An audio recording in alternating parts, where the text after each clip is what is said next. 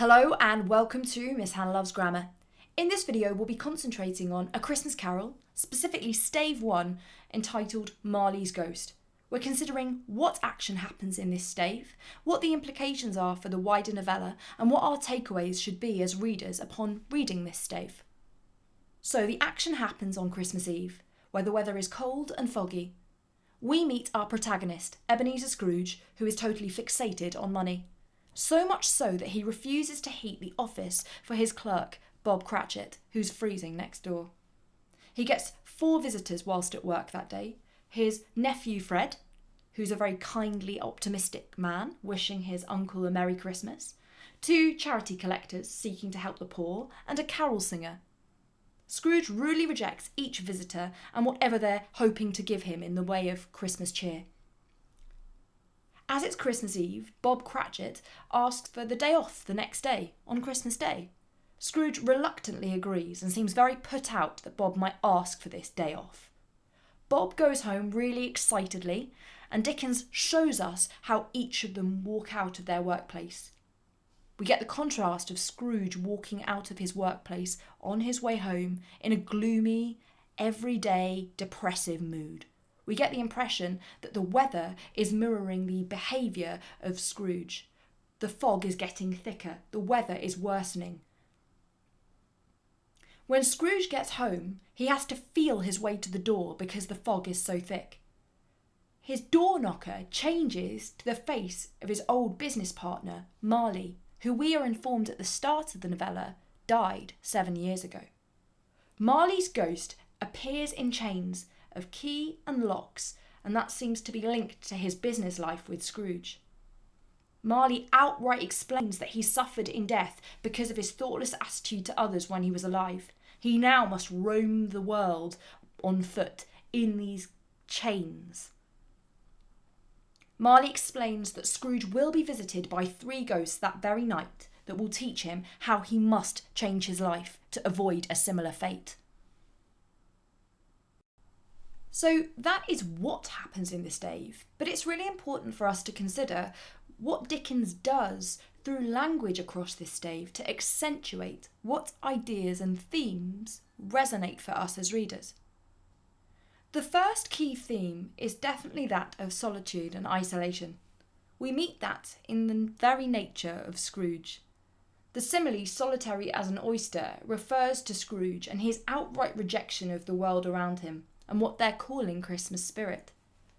The strange simile of solitary as an oyster could symbolise how there is something quite precious and treasured deep inside Scrooge, like a pearl inside an oyster. Yet somehow Scrooge is hiding that side from the world, and it forces us as a reader to consider, will we unlock what is deep within this oyster that is Scrooge as we unlock the remaining staves of this novella? Additionally, the power of pathetic fallacy is unlocked for us within this opening stave. As we see, the fog worsens as Scrooge's poor attitude is revealed to those he meets. Dickens definitely creates a quite haunting atmosphere here with the weather.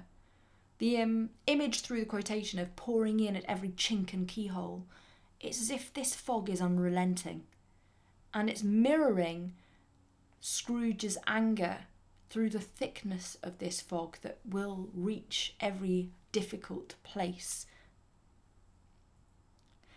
The additional focus on the door knocker, describing Marley's face at the door of Scrooge's home as a dismal light about it, like a bad lobster in a dark cellar. To Victorian readers, this image would have made a lot more sense than it does to us, because a rotten lobster would produce bacteria that gave off light, so you would definitely notice a bad lobster in a dark cellar. You'd keep a lobster in a cellar anyway to keep it cool because there wasn't a refrigerator, but the idea that there is a bad lobster about it, well, it's suggesting there's an image that's almost spooky because of the brightness that's created by it. But for us as more modern readers, this image heightens the idea that Scrooge should be warned at the face of his friend at his door. We realise that even if Scrooge tries to beat off these ideas as he sees his former business partners face in his door, he does eventually become scared. He actually doubly locks himself into his home. And this is definitely a sign that he's uneasy and anxious, because we're informed by our narrator that this was not his custom. In essence, there is something unsettling about Stave 1. Whether it's the weather that proves that something negative is happening here, whether it's the solitude and isolation of our protagonist who seems very closed from the world around him, or his darker unease when he realises that something untoward is happening in his home. There are broader takeaways that we must recall from Stave 1 if we're to do justice to the wider novella that is A Christmas Carol. So, Scrooge is unpleasant, and we realise by the end of this stave as readers that he needs to change. Dickens very concertedly uses the pathetic fallacy to mirror Scrooge's really harsh and unkind attitudes to others and the world around him. Dickens also reminds us that in society many suffer, whether that's from the do-gooders that come to Scrooge's door and seek for him to give charity. And it's also made incredibly clear to us that Scrooge fails to see how he could help. Scrooge is also resistant to change in any form, whether it's Marley's visit or the characters that meet him earlier in his workplace.